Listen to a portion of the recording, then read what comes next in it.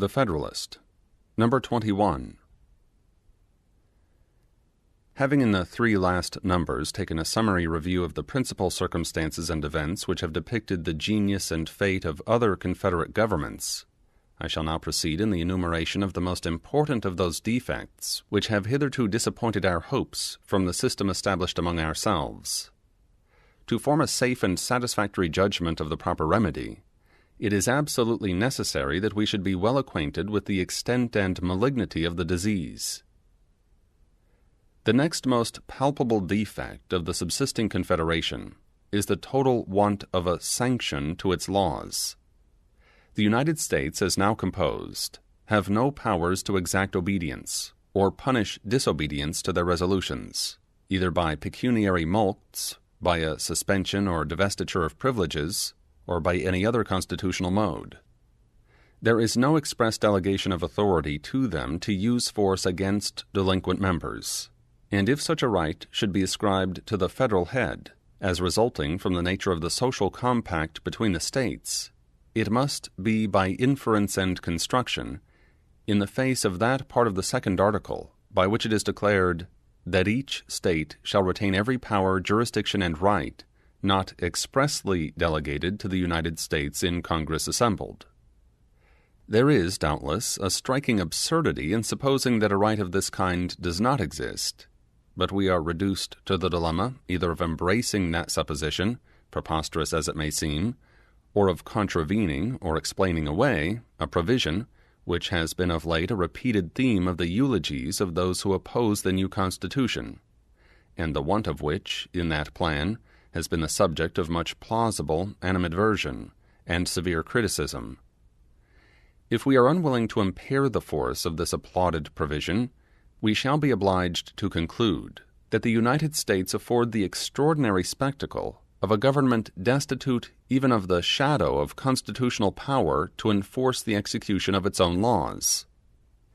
It will appear, from the specimens which have been cited, that the American Confederacy in this particular stands discriminated from every other institution of a similar kind, and exhibits a new and unexampled phenomenon in the political world. The want of a mutual guarantee of the state governments is another capital imperfection in the federal plan. There is nothing of this kind declared in the articles that compose it, and to imply a tacit guarantee from considerations of utility would be a still more flagrant departure from the clause which has been mentioned than to imply a tacit power of coercion from the like considerations. The want of a guarantee, though it might in its consequences endanger the Union, does not so immediately attack its existence as the want of a constitutional sanction to its laws. Without a guarantee, the assistance to be derived from the Union in repelling those domestic dangers which may sometimes threaten the existence of the state constitutions must be renounced. Usurpation may rear its crest in each state and trample upon the liberties of the people, while the national government could legally do nothing more than behold its encroachments with indignation and regret. A successful faction may erect a tyranny on the ruins of order and law, while no succor could constitutionally be afforded by the Union to the friends and supporters of the government. The tempestuous situation from which Massachusetts has scarcely emerged evinces that dangers of this kind are not merely speculative. Who can determine what might have been the issue of her late convulsions if the malcontents had been headed by a Caesar or by a Cromwell?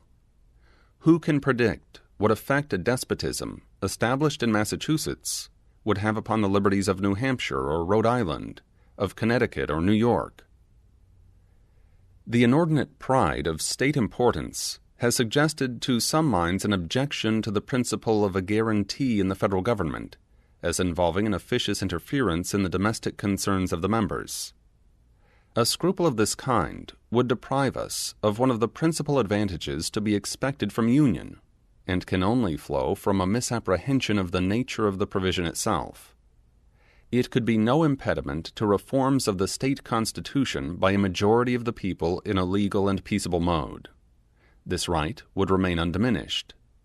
The guarantee could only operate against changes to be effected by violence. Towards the preventions of calamities of this kind, too many checks cannot be provided. The peace of society and the stability of government depend absolutely on the efficacy of the precautions adopted on this head. Where the whole power of the government is in the hands of the people, there is the less pretense for the use of violent remedies in partial or occasional distempers of the state. The natural cure for an ill administration in a popular or representative constitution is a change of men. A guarantee by the national authority would be as much leveled against the usurpations of rulers as against the ferments and outrages of faction and sedition in the community. The principle of regulating the contributions of the states to the common treasury by quotas is another fundamental error in the Confederation. Its repugnancy to an adequate supply of the national exigencies has been already pointed out, and has sufficiently appeared from the trial which has been made of it. I speak of it now solely with a view to equality among the states. Those who have been accustomed to contemplate the circumstances which produce and constitute national wealth must be satisfied that there is no common standard or barometer by which the degrees of it can be ascertained.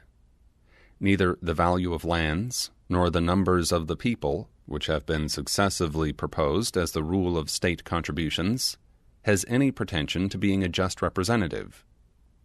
If we compare the wealth of the United Netherlands with that of Russia or Germany, or even of France, and if we at the same time compare the total value of the lands and the aggregate population of that contracted district with the total value of the lands and the aggregate population of the immense regions of either of the three last mentioned countries, we shall at once discover that there is no comparison between the proportion of either of these two objects and that of the relative wealth of those nations. If the like parallel were to be run between several of the American states, it would furnish a like result. Let Virginia be contrasted with North Carolina, Pennsylvania with Connecticut, or Maryland with New Jersey, and we shall be convinced that the respective abilities of those states, in relation to revenue, bear little or no analogy to their comparative stock in lands or to their comparative population. The position may be equally illustrated by a similar process between the counties of the same state. No man who is acquainted with the state of New York will doubt that the active wealth of Kings County bears a much greater proportion to that of Montgomery than it would appear to be if we should take either the total value of the lands or the total number of the people as a criterion. The wealth of nations depends upon an infinite variety of causes: situation, soil, climate, the nature of the productions, the nature of the government, the genius of the citizens, the degree of information they possess, the state of commerce, of arts, of industry. These circumstances and many more, too complex, minute, or adventitious to admit of a particular specification, occasion differences hardly conceivable in the relative opulence and riches of different countries. The consequence clearly is that there can be no common measure of national wealth, and of course no general or stationary rule by which the ability of a state to pay taxes can be determined.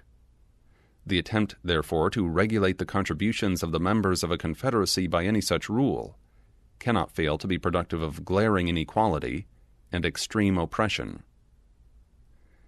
This inequality would of itself be sufficient in America to work the eventual destruction of the Union, if any mode of enforcing a compliance with its requisitions could be devised.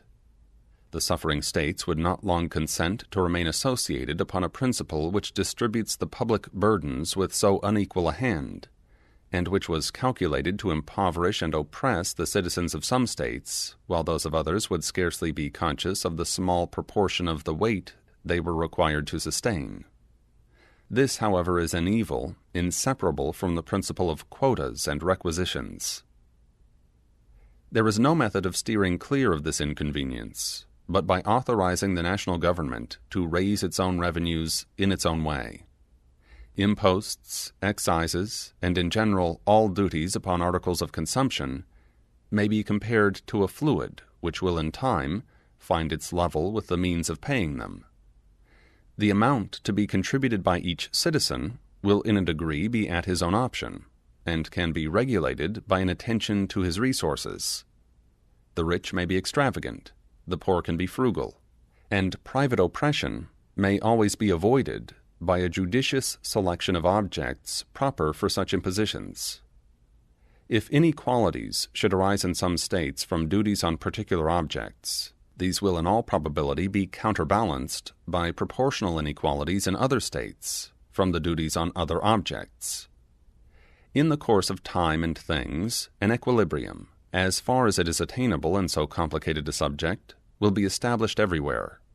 Or, if inequalities should still exist, they would neither be so great in their degree, so uniform in their operation, nor so odious in their appearance, as those which would necessarily spring from quotas, upon any scale that can possibly be devised.